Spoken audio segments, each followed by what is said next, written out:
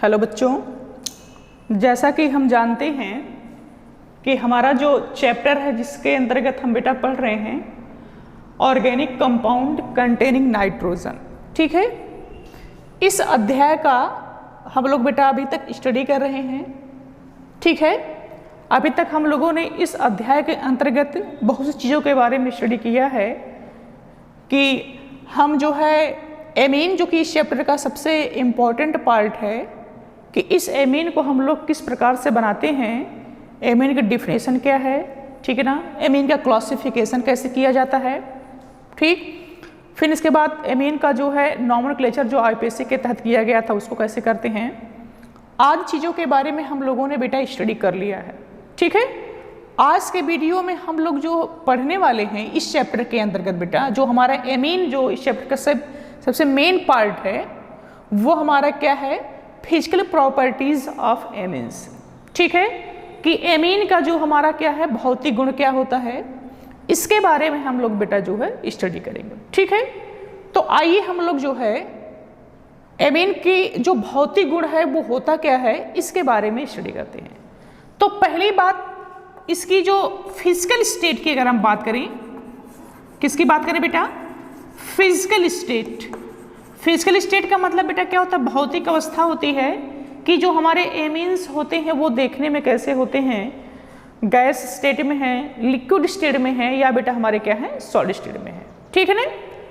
तो जो physical state की बात करें तो हमारे जो एमीन्स होते हैं, जो हमारे एलिफेटिक एमीन्स की बात अगर हम लोग करते हैं स्पेशलाइजेशन, तो हमारे जो एलिफेटिक एमीन होते हैं, जो हमारे निम्नतर मॉलिक्यूलर मास वाले जो अणुभार वाले एमीन होते हैं, ये जो बेटा हमारे होते हैं ये रंगहीन और बेटा गैस स्टेट में होते हैं। मैंने क्या बताया कि जो हमारे एलिफेटिक एमीन होते हैं जिनका मॉलिक्यूलर मास यानी जिनका जो अणुभार जो होता है बहुत निम्न होता है, लगभग आपको बता देते हैं कार्बन नंबर 3 तक की बात की जाती है।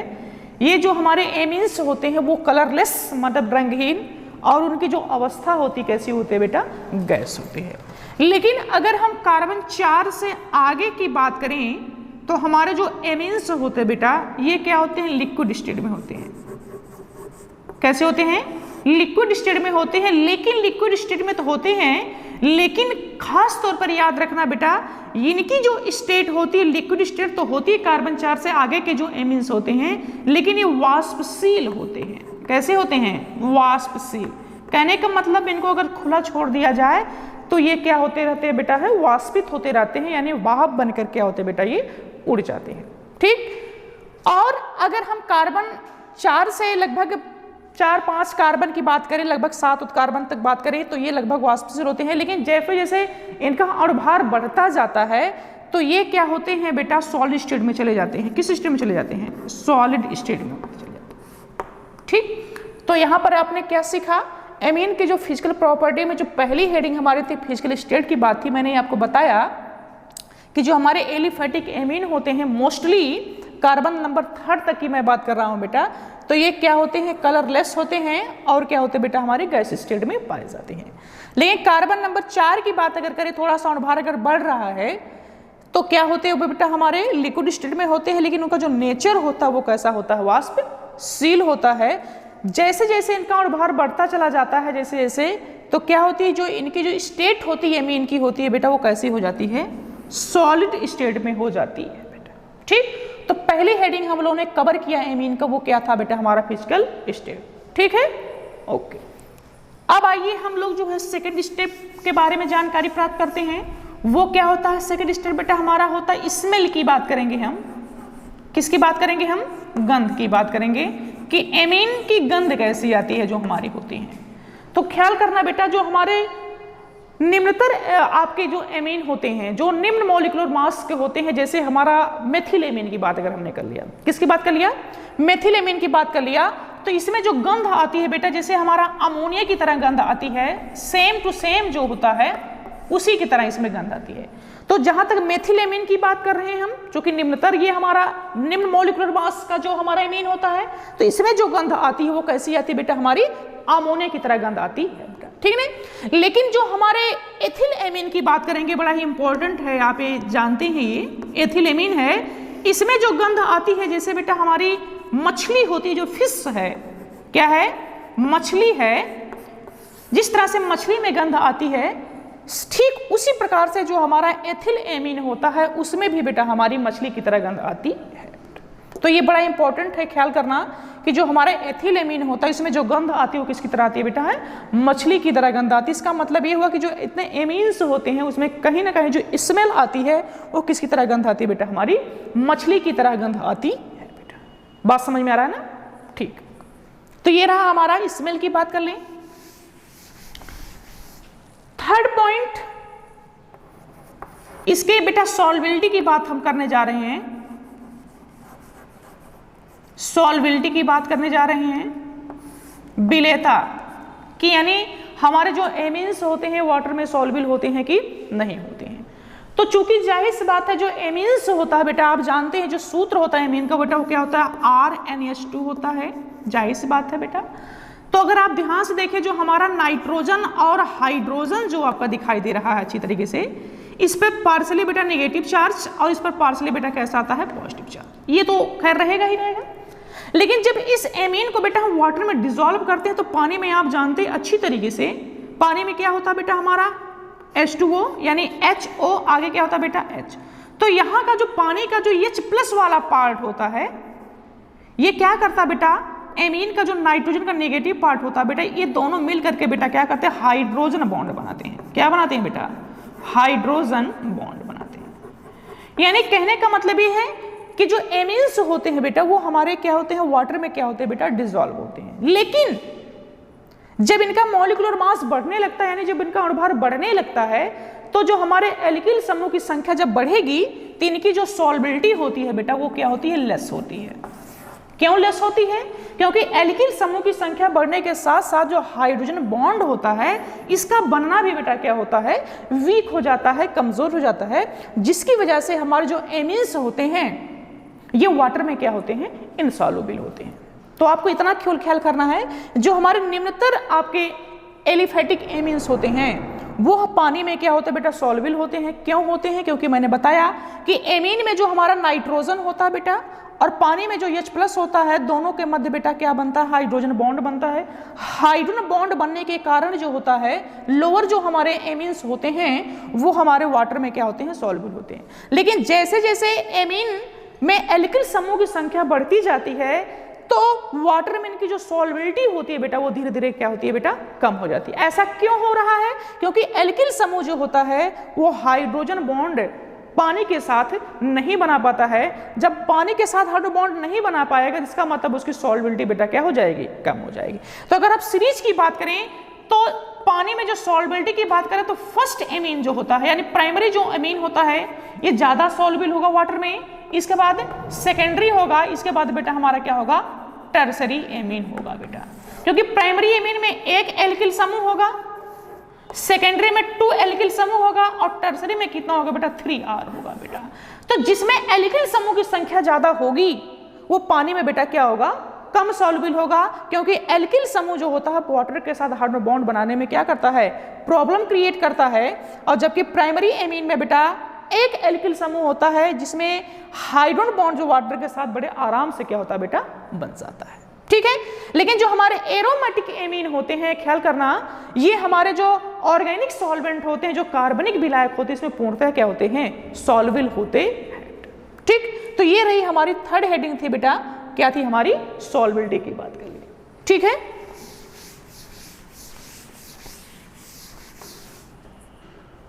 फोर्थ, यहां पर बेटा मैं थोड़ा सा कलर के बारे में बताऊंगा।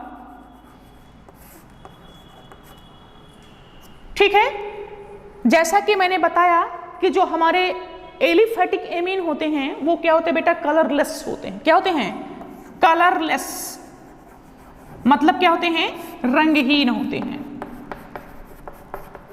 ठीक उसी प्रकार से जो हमारे एरोमेटिक एमीन्स होते हैं, जैसे बेटा एनिलीन की बात कर लें तो ये भी क्या होता है बेटा, कलरलेस ही होता है। क्या होता है, कलरलेस होता है। लेकिन जब इसको हम स्टोर करते हैं एनिलीन को, जो हमारे एरोमेटिक एमीन होते हैं, जहाँ खास तौर पर बात कर रहे हैं हम, तो हमारे जो एरोमेटिक एमीन होते हैं जैसे हमारा एनिलीन हो गया बेटा, जब इसको हम स्टोर करते हैं तो स्टोर करने की वजह से क्या होता है बेटा, इसका वायु के साथ यानी O2 के साथ बेटा इसको ऑक्सीडेशन होने लगता है। क्या होने लगता है? ऑक्सीडेशन होने लगता है, जिसकी वजह से जो हमारे एमीन एरोमेटिक एमीन्स होते हैं बेटा ये कलर्ड हो जाते हैं। कैसे हो जाते हैं? कलरफुल हो जाते हैं। ओके, क्या मैंने बताया कि हमने बताया कि जो एलिफैटिक एमीन्स होते हैं बेटा वो कैसे होते हैं? कलरलेस होते हैं, रंगहीन होते हैं। ठीक उसी प्रकार से जो हमारे एरोमेटिक एमीन जो हमने एनिलीन की बात की वो भी क्या होता हमारा जो है कलरलेस होता है। लेकिन जब इसको हम स्टोर करते हैं, इकट्ठा करते हैं, किसी पात्र में जब बंद करते हैं तो इसको वायु के साथ इसका क्या होता है? ऑक्सीडेशन होने लगता है। ऑक्सीडेशन होने की वजह से बेटा ये कैसा दिखाई देने लगता है? कलरफुल दिखाई देने लगता है। मतलब क्या होता है? रंगीन दिखाई देने लगता है। तो ये मैंने 4 बातें आप लोगों को बताई। एमीन की क्या थी बेटा? ये फिजिकल प्रॉपर्टीज थी। ठीक है, ओके। आइए अब हम लोग जो है एमीन्स के जब फिजिकल प्रॉपर्टी के बारे में जानकारी प्राप्त कर लेते हैं, तब इसके बाद आता है chemical properties of amines. Chemical properties of amine.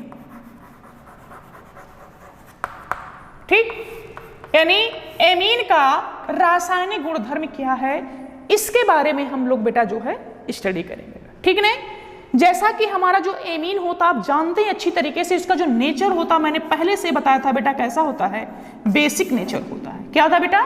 Basic nature होता है। ठीक है ना, तो इसका मतलब ये हुआ कि अगर एमीन्स हमारा बेसिक नेचर रख रहा है तो अगर इसको हम किसी एसिड के साथ रिएक्शन करवा दें, किसके साथ रिएक्शन करवा दें बेटा? एसिड के साथ रिएक्शन कर दें तो क्या बनेगा फाइनल बेटा? सॉल्ट का फॉर्मेशन होगा बेटा।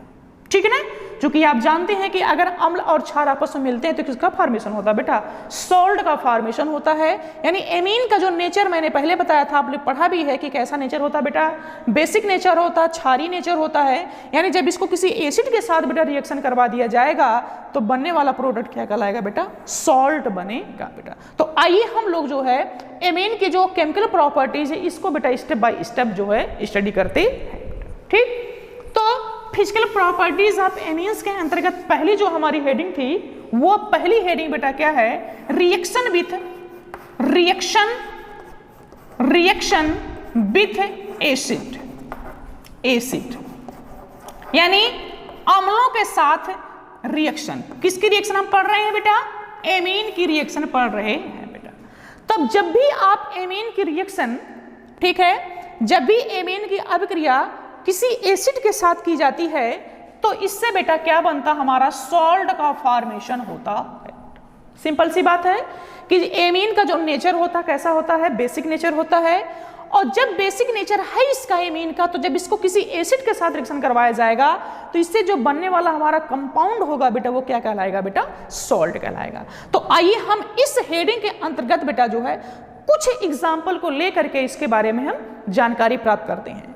तो हमारा जो इसके अंतर्गत बेटा पहली हेडिंग है रिएक्शन विथ HCl। कोई एसिड है क्या? हमारा है HCl। ठीक, एसिड के अंतर्गत पहली जो हम एमीन की जो रिएक्शन पढ़ने वाले हैं, पहला हमारा जो हेडिंग है इसके अंतर्गत बेटा हमने रिएक्शन पहला सबसे पहले क्या देखना चाहा? HCl के बारे में जानते हैं। HCl की जब भी एमीन के साथ रिएक्शन होती है इससे जो बनने वाला जो प्रोडक्ट होता है बेटा वो होगा एल्किल अमोनियम क्लोराइड। क्या बनता है? जब भी एमीन की रिएक्शन, एलिफैटिक एमीन की बात या एरोमेटिक एमीन कोई भी है, लेकिन प्राइमरी एमीन की बात हम कर रहे हैं, जब इसकी रिएक्शन HCl के साथ करवाया जाता है तो इससे जो बनने वाला प्रोडक्ट होता है उसका नाम बेटा है एल्किल अमोनियम क्लोराइड होता है। क्या होता है? एल्किल अमोनियम क्लोराइड बनता है। कैसे रिएक्शन होती है आइए हम लोग जो है अब जानेंगे। कुछ एग्जाम्पल को लेंगे इसके अंतर्गत। प्राइमरी एमीन जनरल फार्मूला आप जानते हैं क्या होता है? RNH2 प्लस रिएक्शन किससे कर रहे हैं? HCl। तो क्या होता है? एमीन का नेचर चूंकि आप जानते हैं बेटा बेसिक नेचर होता है तो ये H प्लस होता है, अटैक करेगा तो क्या हो जाएगा? RNH क्या हो जाएगा बेटा? 3 और क्या हो जाएगा? Cl पर क्या हो जाएगा बेटा? माइनस चार्ज हो जाएगा। देख रहे हैं यहां से H यहां से चला जाएगा तो ये जब लेगा तो इसके ऊपर कैसा आएगा? प्लस और Cl पर क्या हो जाएगा बेटा? माइनस। इसका नाम है alkyl that is alkyl ammonium.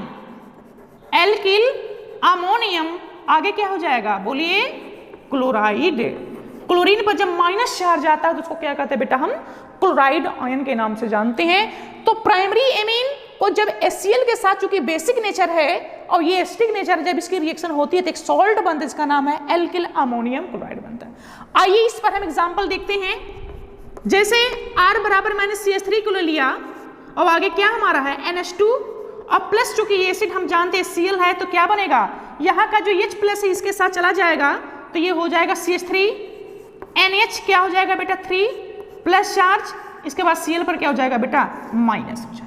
ये कोई प्लस माइनस कोई सोल्ट बना, इसका नाम है मेथिल से है, तो इसका नाम होगा मेथिल, क्या हो जाएगा मेथिल अमोनियम, क्या नाम हो जाएगा मेथिल अमोनियम। आगे क्या हो जाएगा बेटा क्लोराइड, मेथिल अमोनियम क्लोराइड हो गया। बात समझ में आ रहा ना, बड़ी सिंपल सी रिएक्शन, बड़े आराम से आप समझ सकते हैं कि नाइट्रोजन पर जो लोन पेयर ऑफ इलेक्ट्रॉन होता है, इलेक्ट्रॉन को क्या करता है बेटा, ये एक्सेप्ट करता है, ठीक ना। और H प्लस चूंकि एसिड में होता तो ये जब ये इसके पास आएगा तो हो जाएगा नंबर कितना 3, चूंकि ये ग्रहण कर देगा तो इसके ऊपर क्या चार्ज जाएगा, बैलेंसिंग के हिसाब से बेटा प्लस चार्ज आ जाएगा, ठीक है। और बाहर क्या निकल जाएगा Cl माइनस। तो पूरा नाम इसका चूंकि मेथिल से करवाते हो जाएगा मेथिल अमोनियम क्लोराइड हो जाएगा, ठीक है। और फिर रिएक्शन हम लोग देख लेते हैं इसके अंतर्गत, इसी हेडिंग के अंतर्गत हमारा है एथिलेमिन की बात कर लें। क्या सूत्र है C2H5NH2 ओके प्लस HCl। क्या होगा H यहां पर जाएगा N के पास तो पूरा क्या सिस्टम बनेगा C2H5NH क्या हो जाएगा बेटा 3 प्लस और आगे क्या होगा Cl माइनस। क्या नाम होगा एथिल, चूंकि एथिलेमिन से है तो हो जाएगा एथिल, आगे अमोनियम, एथिल अमोनियम, आगे क्या हो जाएगा बेटा क्लोराइड। तो प्रोडक्ट चूंकि अगर एथिलेमिन से करवाएंगे HCl की रिएक्शन तो इसका नाम हो जाएगा एथिल अमोनियम क्लोराइड। उसी प्रकार से अगर एनिलीन की रिएक्शन करवा दिया जाए, क्या सूत्र है C6H5NH2, चूंकि एरोमेटिक एमीन है, प्राइमरी एमीन है और रिएक्शन किससे करवा रहे हैं HCl के साथ, तो क्या हो जाएगा यहाँ का H इसके पास चलाएगा तो एंड में बेटा प्लस चार्ज आएगा, तो हो जाएगा C6H5NH3 प्लस चार्ज और Cl पर हो जाएगा बेटा माइनस चार्ज। तो पूरा नाम क्या हो जाएगा इसका, हाँ एनिलीन या फेनिल भी कह सकते हैं। क्या हो जाएगा phenyl, phenyl, phenyl ammonium, phenyl ammonium chloride. Okay तो बड़ी इंपॉर्टेंट रिएक्शन है, बड़े आराम से आप जो है इसका जो बेसिक नेचर है आप इसके बारे में बड़े आराम से समझ सकते हैं कि जो रिएक्शन हम करवा रहे हैं किसी एसिड के साथ एमीन की तो उससे बनने वाला जो प्रोडक्ट है वो क्या है। तो आप जाहिर सी बात अगर किसी एसिड की रिएक्शन एमीन से करवाएंगे तो जो बनने वाला प्रोडक्ट होगा कोई क्या होगा बेटा सॉल्ट होगा। तो पहला एग्जाम्पल हमने जो लिया था वो हमारा क्या था बेटा HCl से था, ठीक है।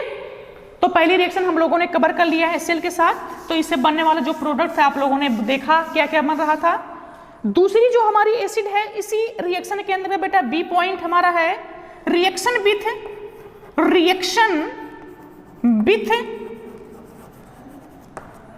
सल्फ्यूरिक एसिड, मतलब क्या फार्मूला होगा बेटा H2SO4। Okay reaction with H2SO4 मतलब क्या होगा सल्फ्यूरिक एसिड। सल्फ्यूरिक एसिड मतलब बेटा एक प्रकार का क्या है एसिड नाम से पता है। तो ये जब रिएक्शन एमीन से करेगा तो इससे जो बनने वाला प्रोडक्ट होगा बेटा वो भी कोई क्या कहलाएगा बेटा सॉल्ट कहलाएगा। क्या कहलाएगा सॉल्ट कहलाएगा बेटा। तो आइए हम लोग जो है इसकी रिएक्शन के बारे में देखते हैं। एमीन का सूत्र आप जानते हैं, प्राइमरी एमीन का क्या होता है RNH2। सल्फ्यूरिक एसिड का सूत्र आप देख रहे हैं H2SO4। रिएक्शन कैसे होगा, चूंकि यहां पर देखें एक H यहां पर जाएगा तो 3 बनेगा, लेकिन एक H बचेगा तो इस H के हिसाब से बेटा अगर हम बैलेंस रिएक्शन लिखे तो यहां पर हमें ट्वाइस टाइम से गुणा करना पड़ेगा।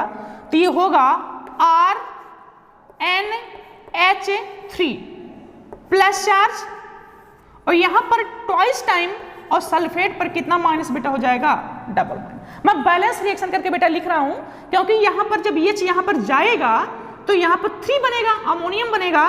क्योंकि अभी एक H बचेगा तो इसका मतलब एक H और जाएगा, जिसका मतलब यहाँ से कितने से गुणा करना पड़ेगा हमें 2 से गुणा किए। अगर बैलेंस करें तो 2 दूनी 4H और 4 2 6, 3 दूनी 6। EH की संख्या कितनी है, देख रहे हैं 6, N की संख्या 2, यहां पर भी आपको 2, R की संख्या कितनी बेटा 2, यहां पर R की संख्या 2, सल्फेट की संख्या कितनी है 1, यहां पर कितना है 1, और प्लस माइनस की बात आप करेंगे अच्छी तरीके से तो 2 प्लस निकलेगा, जिसका मतलब 2 प्लस और 2 माइनस मतलब 2 माइनस बेटा हो गया। तो ये बैलेंस रिएक्शन में लिख रहा हूं, तो इसका नाम है एल्किल, क्या R का मतलब बेटा क्या हो जाएगा एल्किल। NH3 को आप जानते हैं अमोनियम, एल्किल अमोनियम, और H2SO4 में जो सल्फेट पार्ट होता है इसको आप जानते हैं अच्छी तरीके से, SO4 को सल्फेट के नाम से जानते हैं। तो पूरा नाम क्या होगा एल्किल अमोनियम सल्फेट। यानी सल्फ्यूरिक एसिड की रिएक्शन अगर एमीन के साथ हम करेंगे तो बनने वाला जो प्रोडक्ट होगा उसका नाम होगा एल्किल अमोनियम सल्फेट होगा। बात समझ में आ रहा है ना, ठीक है। अब हम जो है इसी पर एग्जाम्पल लेकर चलते हैं। हमारे पास 3 है, एक मेथिलेमीन, दूसरा बेटा एथिलेमीन और तीसरा हमारा बेटा है एनिलीन है। तो आइए हम सबसे पहले लेते हैं मेथिलेमीन, तो हो जाएगा CH3NH2, बैलेंस रिएक्शन कर रहे हैं बेटा हम, 2 से मल्टीपल कर रहे हैं, प्लस H2SO4, ओके। तो क्या बनेगा, हो जाएगा हमारा CH3NH3 plus charge twice time, okay, और आगे क्या हो जाएगा SO4 पर डबल माइनस, इसका नाम क्या हो जाएगा मेथिल अमोनियम सल्फेट। आप डाई नहीं कहेंगे, क्यों नहीं कहेंगे, क्योंकि बैलेंस के हिसाब से लिखा गया है, ठीक है ना। इसका नाम हो जाएगा मेथिल अमोनियम सल्फेट, क्योंकि जब बैलेंस करेंगे तो आप जानते हैं सल्फेट पर 2 माइनस चार्ज है, इसका मतलब 2 से गुणा करेंगे तो अपने आप ही बराबर हो जाएगा। तो इसका नाम है मेथिल अमोनियम सल्फेट नाम, ओके। और भी हमारे पास रिएक्शन इसके लिए है, कौन सी रिएक्शन बच रही है हमारी अभी, एथिलेमीन, क्या सूत्र है C2H5NH2, ओके, प्लस H2SO4। जब इसकी आप रिएक्शन करवाएंगे तो वही बात है, बैलेंस कर लें बेटा हम ट्वाइस टाइम, तो क्या हो जाएगा C2H5NH3 plus charge twice time multiple कर लें, और आगे क्या हो जाएगा SO4 पर बेटा क्या हो जाएगा डबल माइनस, क्या नाम होगा एथिल अमोनियम, आगे क्या हो जाएगा सल्फेट,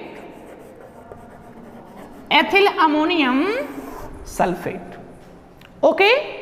एनिलीन की रिएक्शन भी कर लें हम, C6H5NH2 ट्वाइस टाइम बैलेंस करके लिख रहे हैं हम, प्लस H2SO4 दैट इज क्या होगा C6H5NH3। बड़े आराम से आप रिएक्शन को बेटा लिख सकते हैं, कोई कठिन नहीं है। और आगे क्या होगा SO4 पर डबल माइनस, इसका नाम क्या होगा phenyl ammonium sulphate, phenyl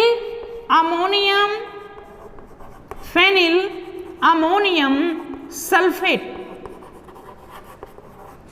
okay. तो बड़ी सिंपल रिएक्शन है, बड़े आराम से आप जो है इस रिएक्शन को आप देख रहे हैं कि कैसे एमीन की रिएक्शन हम किसी एसिड से करवा करके क्या बना रहे हैं, सॉल्ट का फॉर्मेशन कर रहे हैं बेटा, ठीक है। तो हम लोगों ने अभी तक एसिड के अंतर्गत 2 रिएक्शन को पढ़ा, पहला था हमारा HCl था, दूसरा था हमारा H2SO4 था बेटा।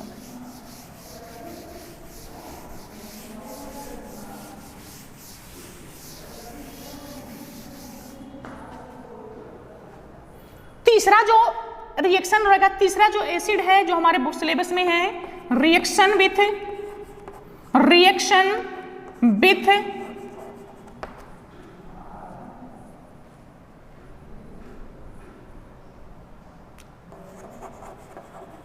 क्लोरोऑरिक एसिड, सूत्र है HAUCl4, ये है बेटा जो सिलेबस में है, जो हमें पढ़ना है रिएक्शन को, वो हमारा क्या है एसिड में रिएक्शन विथ क्लोरोऑरिक एसिड। ऑरम का मतलब बेटा गोल्ड होता है, सिंबल है AU है, तो उसका सूत्र है क्लोरोऑरिक एसिड का है, क्या लिखा गया है HAUCl4 है बेटा, ठीक है ना। इसकी रिएक्शन हम जो है कर रहे हैं, तो इसकी रिएक्शन से जाहिर सी बात जो बनने वाला प्रोडक्ट होगा वो मैंने पहले बता दिया, वो क्या कहलाएगा बेटा सॉल्ट कहलाएगा। तो देखते हैं प्राइमरी एमीन का सूत्र RNH2, ओके। क्लोरोऑरिक एसिड का सूत्र क्या है HAUCl4 4। सिंपल से रिएक्शन है।